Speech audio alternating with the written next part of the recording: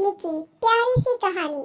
यह कहानी सभी पतियों और पत्नियों की शिकायत दूर कर देगी। पति पत्नी एक दूसरे से नाराज थे।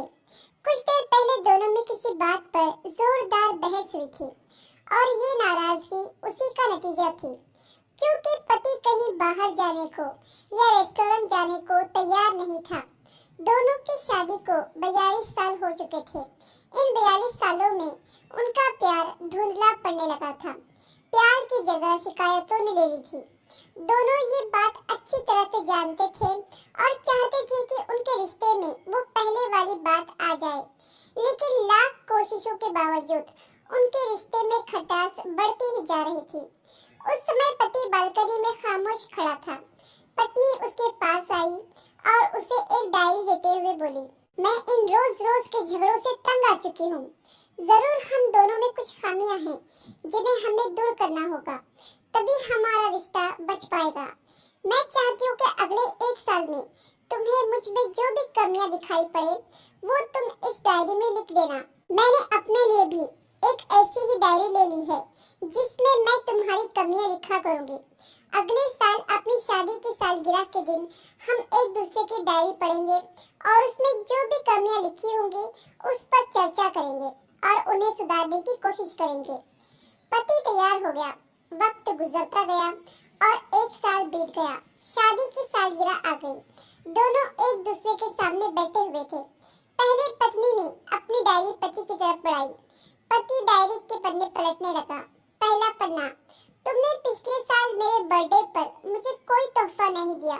मुझे बहुत बुरा लगा। तुम्हें तोहफा देना चाहिए था। दूसरा पन्ना, जब मेरे मम्मी डैडी हमारे घर आए थे तब हमने मूवी देखने का प्लान बनाया था, लेकिन तुम उस दिन ऑफिस से देर से लौटे। मम्मी डैडी के सामने मुझे नीचा देखना पड़ा। तुम्हें वादा निभाना सीखना होगा। तीसरा पन्ना, मैंने तुम्हारे लिए इतनी मेहनत से स्वेटर बुना, लेकिन तुमने तारीफ के 2 शब्द भी नहीं कहे। क्या मैं इस काबिल भी नहीं हूँ? इस तरह डायरी के सारे पन्ने भरे हुए थे।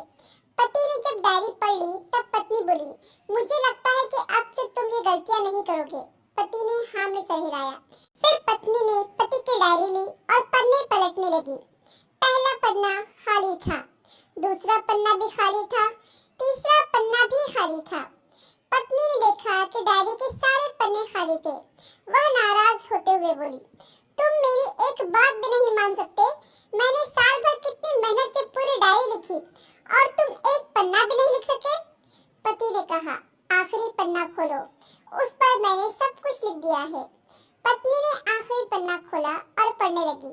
उसमें लिखा था, डियर, चाहे तुमसे जितनी भी शिकायतें करूं, तुमसे जितनी भी बहस करूं, सच ये है कि मैं तुम्हारा दिल से आभारी हूँ, क्योंकि इतने सालों में तुमने मुझे और मेरे परिवार को बहुत प्यार दिया है।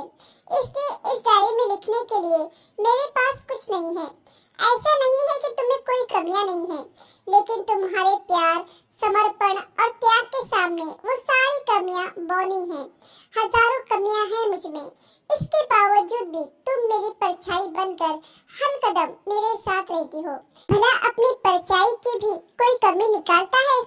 तुम जो हो, जैसी हो, मैं तुम्हें बहुत प्यार करता हूँ और इस तरह तुमसे लड़ते झगड़ते और प्यार करते अपनी सारी जिंदगी गुजार देना चाहता हूँ।